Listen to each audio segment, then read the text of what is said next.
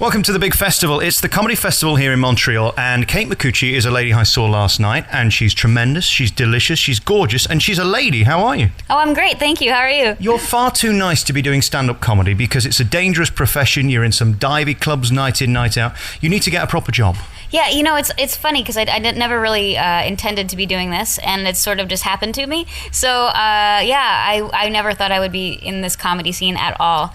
But it's been about 2 years that I've been performing, and it all started with songs, and then the stories that go along with the songs, and I guess they just happen to be funny. So then I just end up, being on the same bill with a bunch of comedians, and that's great, The nice thing about you is you've got a touch of the Victoria Woods in Britain, a lady who comes on stage and you keep your decorum, there's no swearing, there's no vulgarity. Is there a pressure to be kind of outrageous and controversial? Because everybody seems to be doing that these days.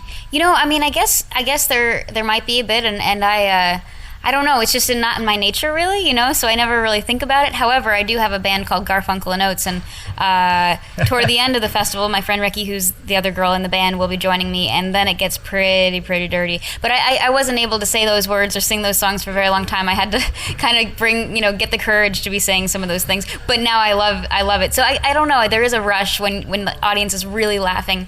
And I think too, because I'm used to singing things that are a little bit more innocent, when I do say something that's so out of, you wouldn't expect me to say it, it's got a little bit more punch maybe. And then the songs, they're very wordy and they're very clever. How do you remember them all? Oh, I don't.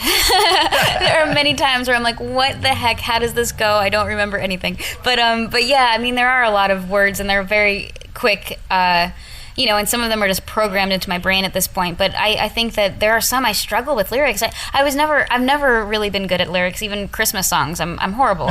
My brother always laughs at me every Christmas because I don't know the words that I've been singing all my life, And how difficult is it standing in front of just a few people? Because this is a relatively small theatre, probably 100 people, something like that. Is that more intimidating? Because you can literally see the whites of their eyes, can't you? Yeah, it is a little bit different. Although I just was visiting my hometown in Pennsylvania, and I did a show for the town where everyone knew me. My 7th grade math teacher was in the audience, and that was probably the most intimidating because, these people knew me when I was a little kid. And so I think if I got through that, I could get through anything. I like the intimate crowd, though, because I feel like, it's something you're sharing and everyone gets to experience it in a way.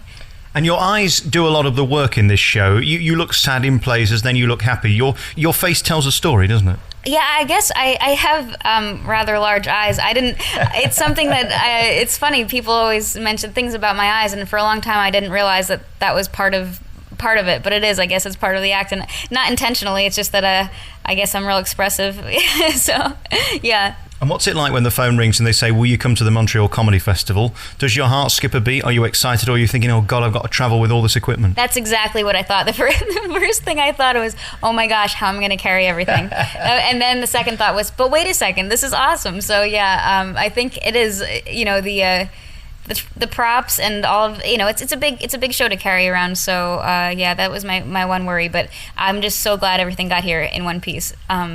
We had to glue some of the puppets, but that's about it.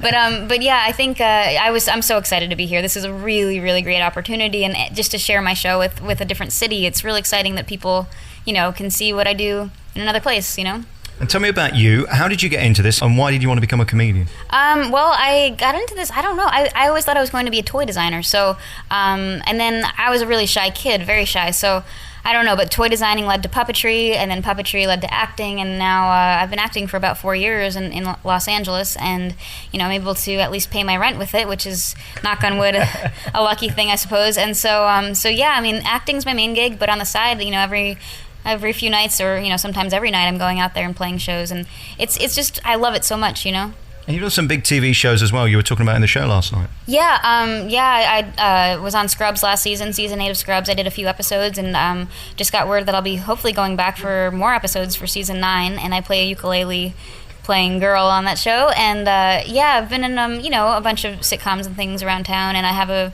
movie coming out next year called When in Rome. It's a Disney movie with Kristen Bell and Angelica Houston and Danny DeVito, a bunch of really great people. So I think that's going to be a really great movie. Now, before we go, can I ask you the great thrill of singing a song for us? Sure, I would be happy to. Okay, here goes. This is a little song about the moon. One day, the moon got tired of being Up in the sky he wandered, down through the starlight and landed on the ocean side, and he smiled while he jumped in the water and laughed about. As he danced in the sand, he put on his swim trunks and snorkel, and guess what? Mr. Moon swam.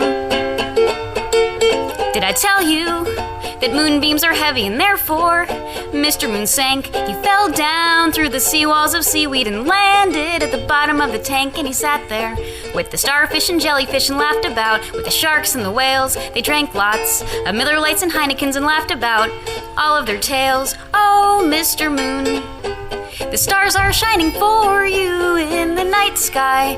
Please come home. Oh, Mr. Moon. And then it's dark. And then it's dark. You're tremendous. You're adorable. You're gorgeous. You win the award for cutest performer at this year's Montreal Comedy Festival. Thank you very much for talking to me. Kate Micucci is the big new star, and look out for her on the TV and in movies and all sorts. Thank you for talking to me. Oh, thank you so much. I appreciate it.